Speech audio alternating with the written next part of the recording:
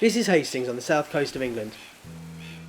Visitors know it for its rich history, nature and vibrant culture, but those of us who call it home know that it has a personality all its own. It's a town of stories, one of which captures my imagination more than any other, which is the origin of my neighbourhood, an area between the town centre and the sea, known as the America Ground. When you first hear it, you go, what?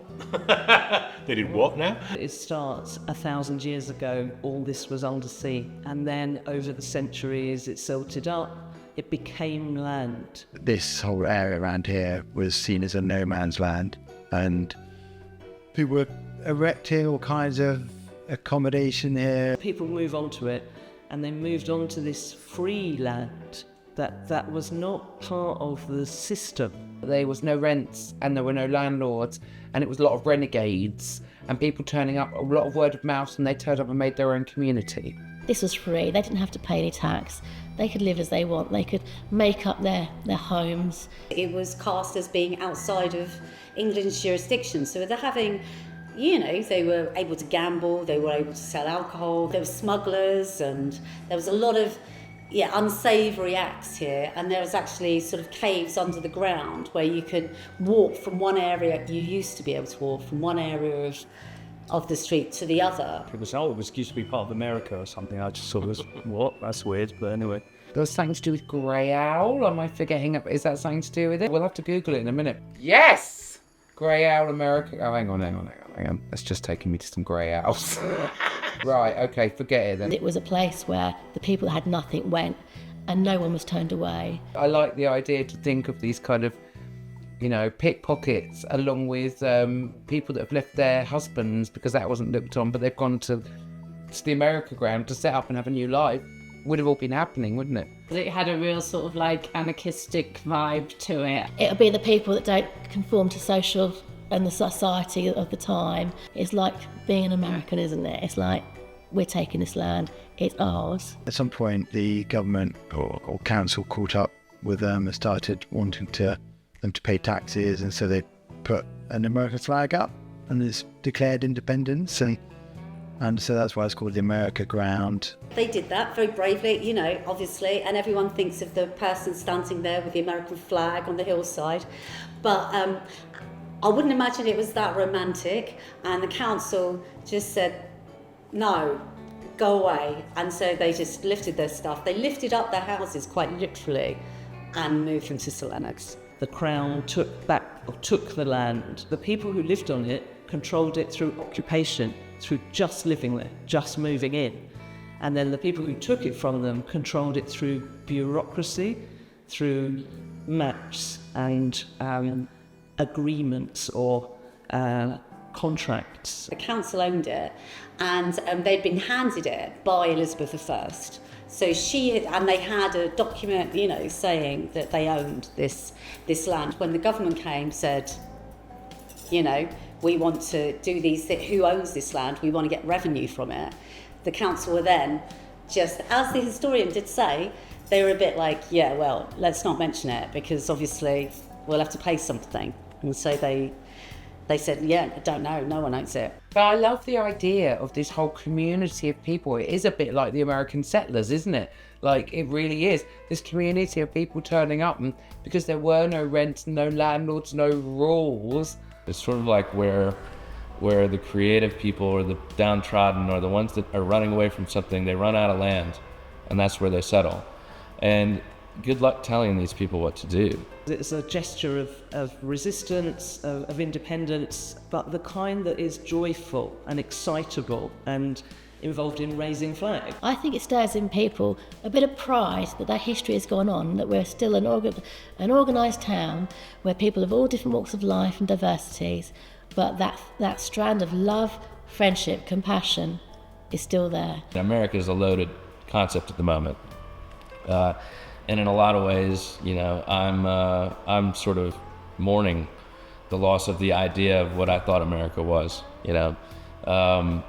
But the best answer to what America is it's sort of a free-thinking,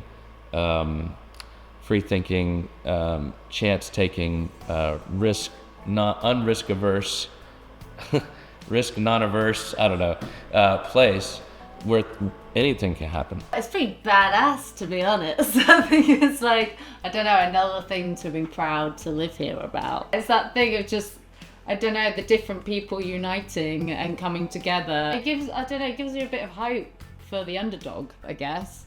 It was them winning, however small amount of time that was. They sort of, you got the feeling that there was something, you know, they were pooling together and they were creating something.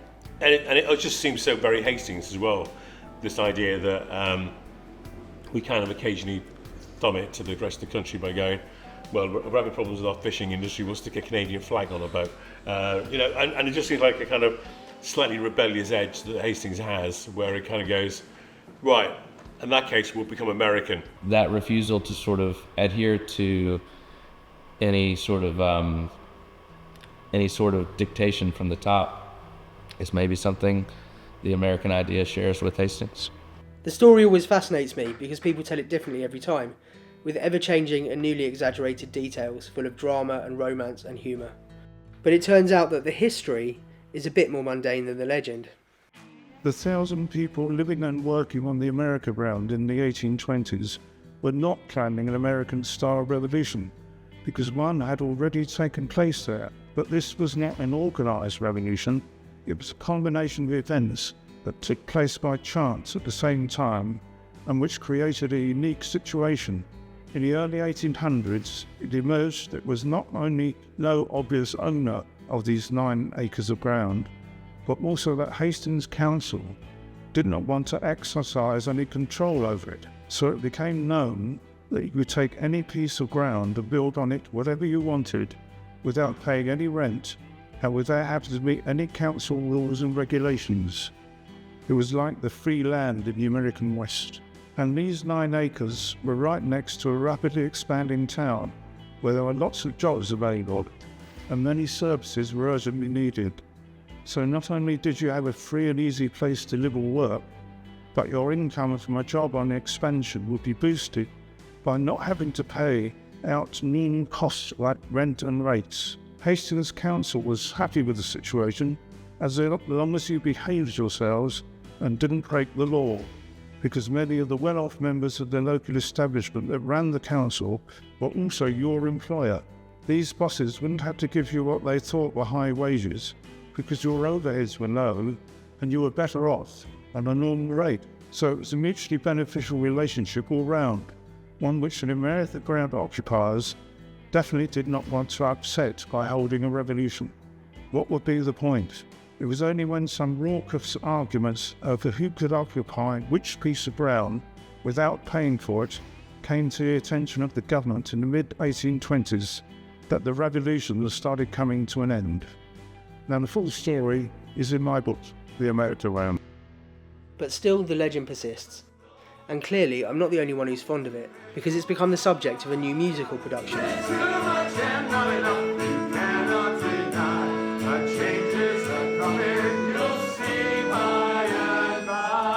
The idea of the America ground just sort of was kicking around in my head, and it just struck me the parallels to people actually living on the beach, having been priced out of the old town at that time, and just make it interesting. It was an interesting story. History is not kind to writers because it doesn't always put things in the place where you want them. Whereas this neatly dropped nearly everything where it should be. We're not hearing the people sing. So, yes. Let's have a wit and a humour about it. I just think it came across in the whole thing. We both have a kind of social agenda, I think, in that we want to see the place improved and we want fair rents and we want our young people to be able to live here. So that was part of it. I'm tired.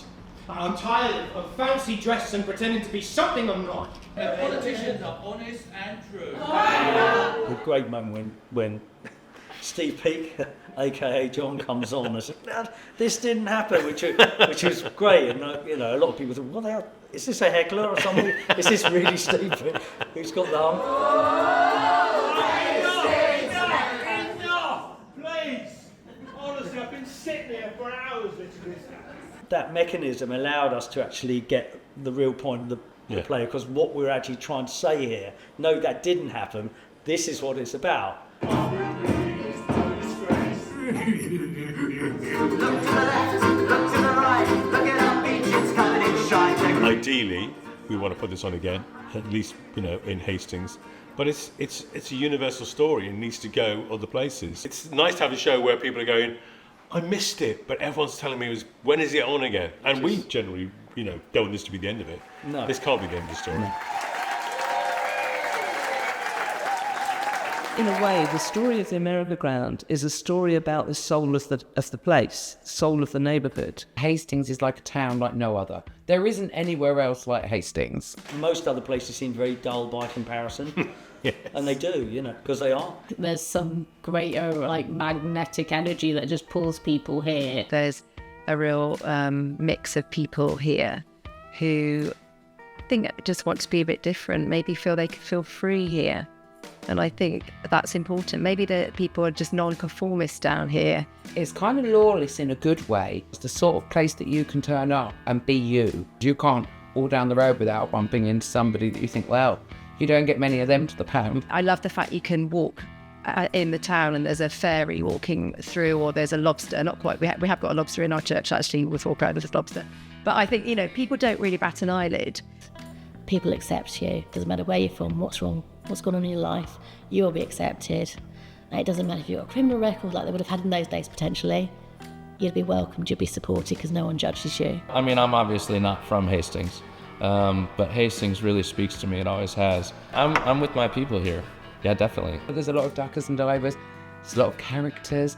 There's a lot of artists. A lot of artisans, and you know, it always feels a little bit medieval, doesn't it, in that way? There's a lot of creative people here, a lot of entrepreneurs, and I mean, we find our church community, there's always people moving down here, and so I think it's a changing community as well. I think it's really bohemian, really, and that really shows. There's a lot of creatives, like you can see everywhere you go. There's amazing murals, amazing architecture of all different types on the same street. You know, it's a whole mishmash of everything. And yeah, there's epic music. You can go and see really good music for free. Like you can go to art exhibitions. There's, I don't know, everything's going on here. Ceramics, you know, all of it. There's a reason to celebrate. This town will do something with it. There's Pirate Days, there's a 12th night, we do a voodoo fest thing where we carry a coffin around the old town with a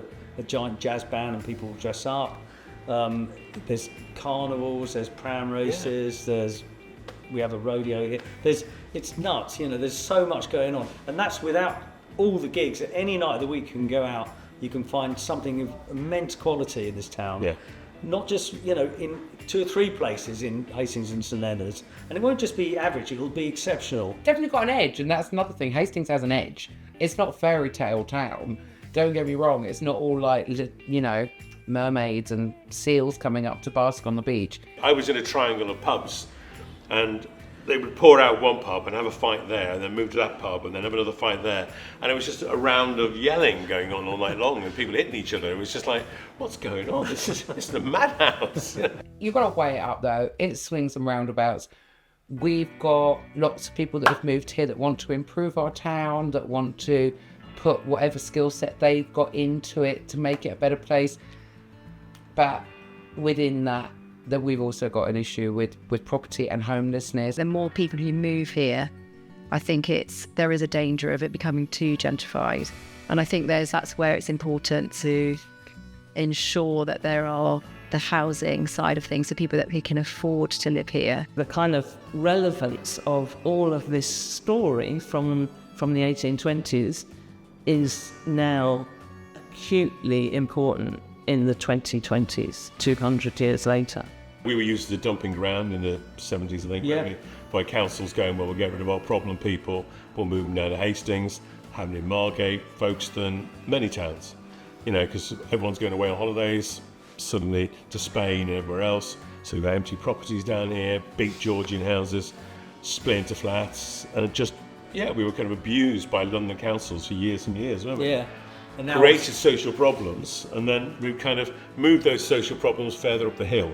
Yeah. And not dealt with them. Yeah, basically, yeah. We're also a great place to live, so second homes, Airbnbs, just massive, not enough houses being built, and this caused a massive problem. It's been really important to us to have that story They claimed the land and then lost.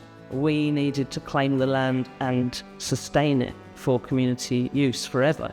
It's a thriving, buzzing little area now, and it makes me feel proud. History isn't just a series of events, and that story is both history and legend. I think the embellishments and all of the fine tunings over the years really add to the story. It isn't a story that needs to be the truth. It isn't a story that needs to be what actually happened, which was a little bit dull.